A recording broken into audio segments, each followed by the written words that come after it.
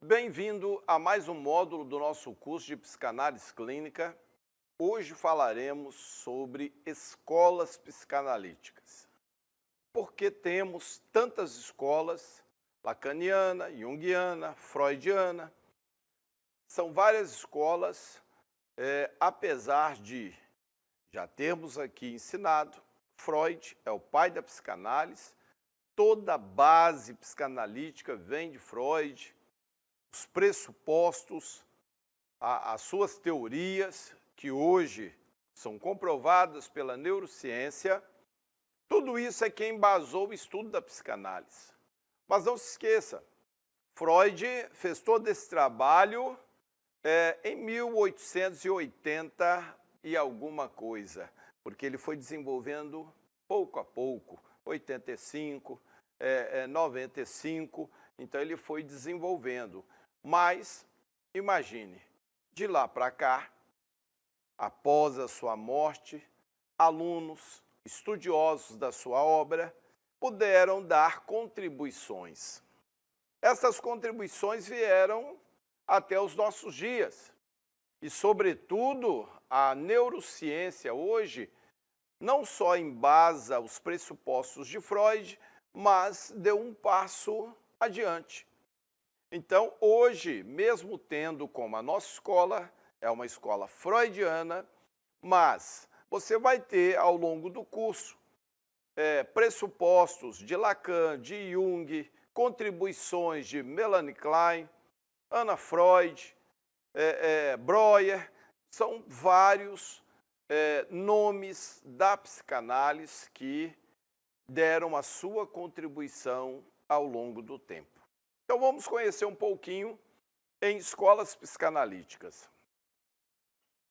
A primeira que falaremos, logicamente, é a escola freudiana. Lógico,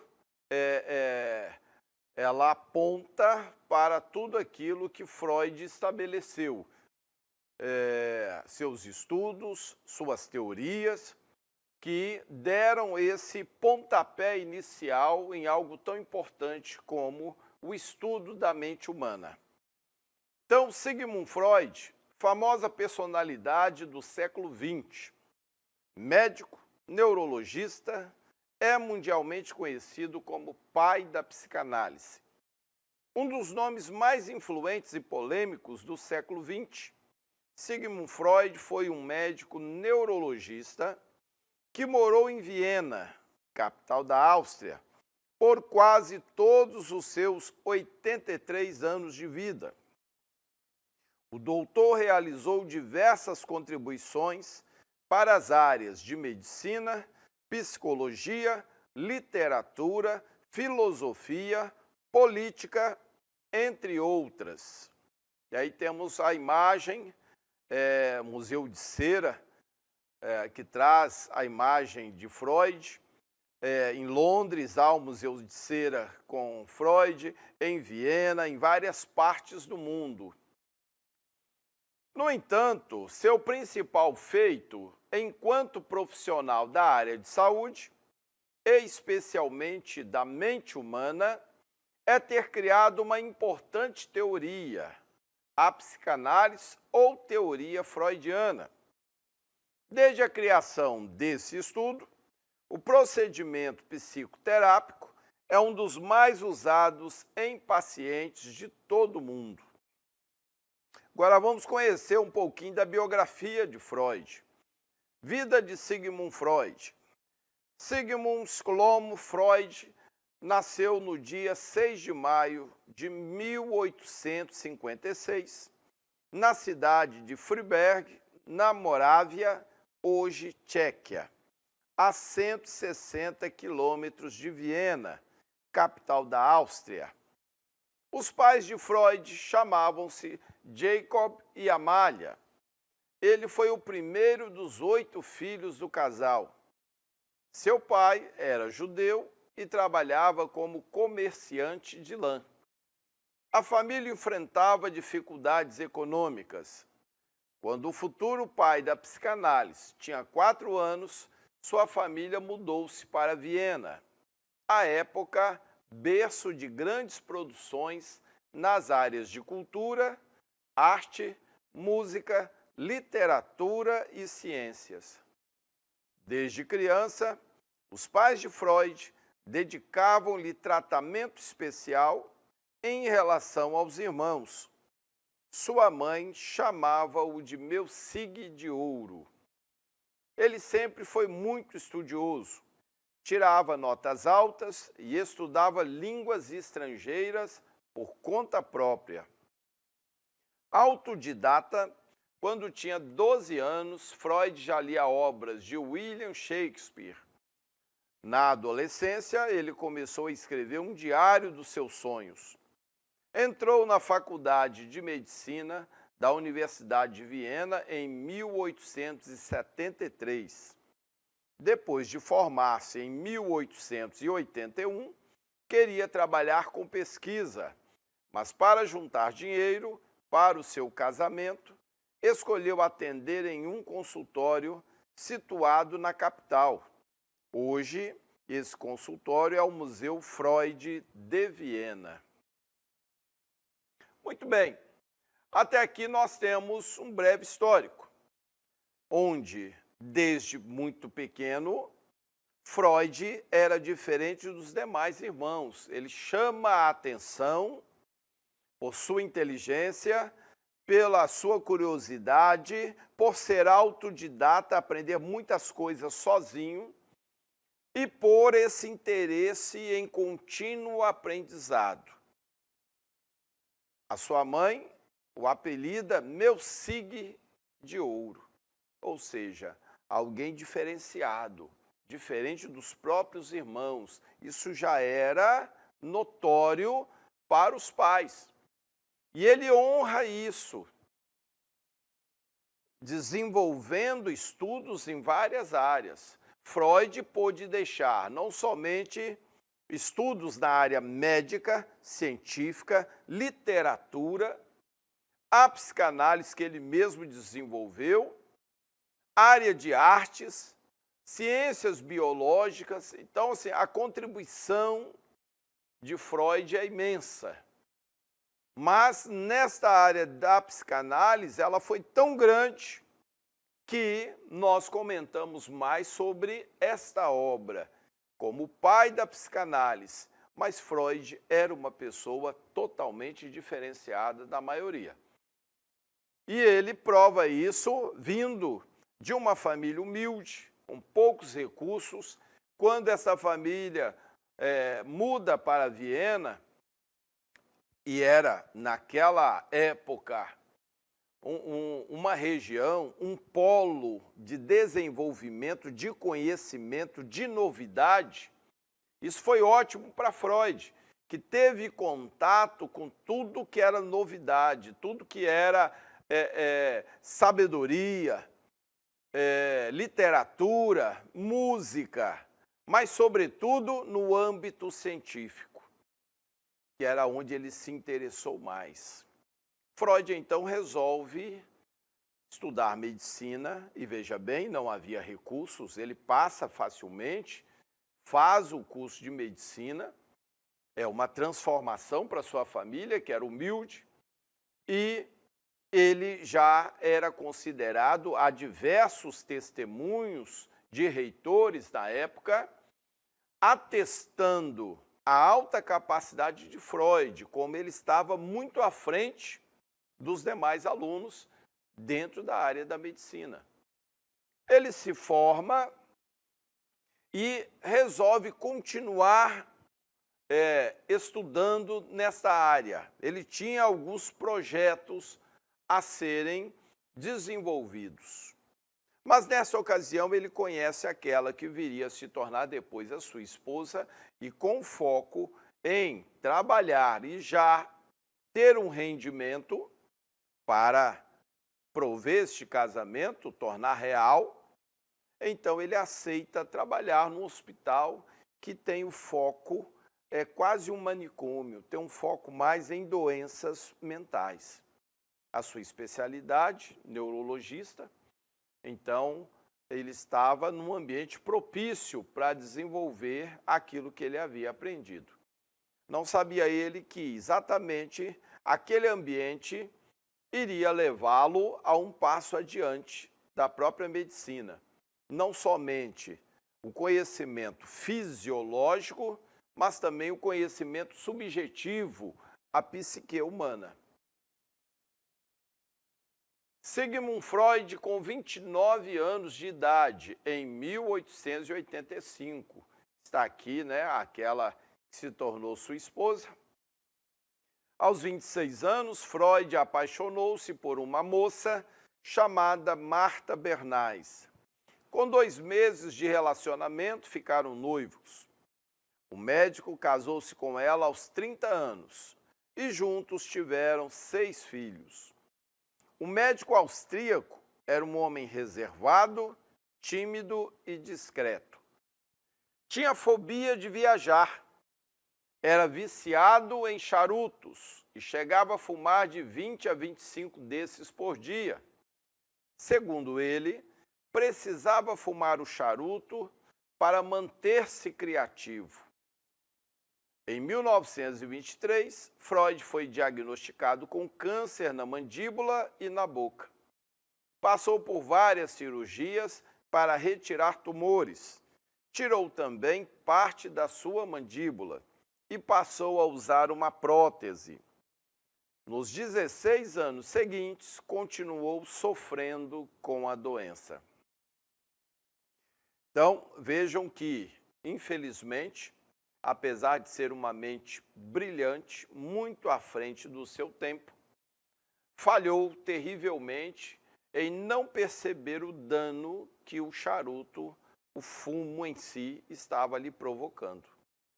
E é interessante que, dentro desta área, os grandes nomes, os grandes pensadores, como Lacan, como Jung, Breuer, todos eles diziam a mesma coisa. Uns fumando charuto, Jung com o seu cachimbo, Lacan com uma cigarrete, mas todos diziam que durante esse período em que estavam ali usando fumo, isso os ajudava a pensar, a refletir, a criar, a escrever suas obras. E é interessante que todos eles ligados à área médica, e mesmo assim se tornaram presas do fumo, né, esse mal tão terrível. E Freud não foi diferente. Então, exatamente por fumar esse charuto por demais, o câncer tomou a sua mandíbula, e é o que o vitimou. Quando os nazistas chegaram à Áustria, em 1938, Freud e sua família tiveram que fugir para Londres. No entanto, 4 das suas irmãs morreram, mais tarde, em campos de concentração. Suas irmãs não fugiram como ele, acabaram ficando na Áustria e foram presas. Os judeus, né, eram presos naquela época, colocados em campos de concentração, e então 4 de suas irmãs morreram assim. Na ocasião, alguns livros de Freud foram queimados pelos nazistas. Sigmund Freud morreu em 23 de setembro de 1939, na sua casa em Londres, onde hoje funciona o Museu Freud de Londres. Relatos apontam que ele faleceu depois que seu médico aplicou-lhe 3 doses de morfina. Então, observe que o nível da dor era tão intensa por causa do câncer que uma dose de morfina, 2 não foram suficientes. Lhe foram aplicadas 3 doses para ver se diminuía aquela dor intensa, e ele não resistiu a esta overdose de morfina. Aqui nós temos a casa onde ele morou quando foi para Londres e que hoje é um museu em sua homenagem, visitado por pessoas de todo o mundo, é onde também tem o famoso sofá que ele usava como divã. Tem também uma estátua de cera em tamanho original dele. Vamos falar da obra de Freud. Em 1885, antes de tornar-se famoso, Sigmund Freud ingressou como interno no Hospital Geral de Viena. Ele escolheu especializar-se em doenças nervosas, a área de neurologia, por ser uma área pouco procurada e por questões práticas. Enquanto estudante e profissional, Freud fez diversas pesquisas que contribuíram para áreas da medicina e da biologia, tais como fisiologia, anatomia, histologia, anestesia e pediatria. Então, como eu já havia comentado, como Freud queria se casar, precisava de recursos para este processo, ele vai trabalhar nesse Hospital Geral de Viena, dentro da sua área. Mas é interessante que mesmo esse início de Freud, totalmente dedicado à área médica, que depois ele deixaria para se dedicar exclusivamente à área da psicanálise, mas durante esse tempo voltado para a área da medicina, nós vemos aqui a contribuição da sua grande mente, uma mente prodigiosa, criativa, porque ele trouxe dentro da área da medicina, olha só, pressupostos sobre a fisiologia, anatomia, histologia, anestesia e pediatria. Áreas que nem eram dele. Ele não se limitou à área neurológica. Então nós vemos alguém de fato diferenciado, porque ele tinha uma especialidade, cérebro. Mas as contribuições que ele trouxe para a medicina envolviam até pediatria. Alguém muito à frente, de fato, alguém com uma veia científica, de descobridor, de explorador. Então, se ele tivesse continuado na área médica, pode ter certeza, muitas outras coisas, grandes contribuições, Freud teria trazido dentro da área médica. O detalhe é que a frustração por atender alguns pacientes e que ele fazia todos os exames dentro da sua área, e estes exames não acusavam nenhuma alteração, nenhum dano cerebral. Como médico, ele ficava com as mãos atadas. Se não há nenhuma alteração biológica, se não há dano no cérebro, se não há lesão, se não há disfunção, para o médico não há o que fazer. O diagnóstico é: você não tem nada. E é isso que frustrava Freud, porque ele conversava com o paciente e entendia que aquele paciente estava perdendo casamento, estava perdendo emprego, estava perdendo família, ou já tinha perdido. Não dormia de noite. Como dizer para ele: você não tem nada? Alguma coisa ele tem. Então, Freud começou a atender esses pacientes na sua casa. Começou a estudá-los. E aí nós vemos aquela veia criativa, exploradora, o cientista de fato. Por isso essas contribuições da área médica. Era alguém que não se limitava a usar o que já foi aprendido, se limitar ao conhecimento recebido. Freud sempre queria ir além. Ele fez isso na medicina. E quando ele se viu limitado dentro da sua área, que era o cérebro. Transtornos ligados a alterações cerebrais.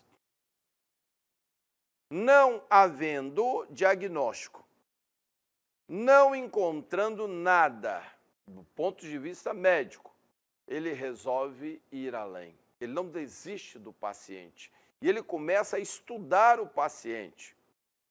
É aí que ele começa a entender o funcionamento não do cérebro, mas da mente humana. É aí que ele começa a desenvolver suas teorias. É aí que ele conhece o inconsciente. Pôde revelar ao mundo científico que nossa mente humana tem um inconsciente. E esse inconsciente é capaz de trazer alterações emocionais e comportamentais.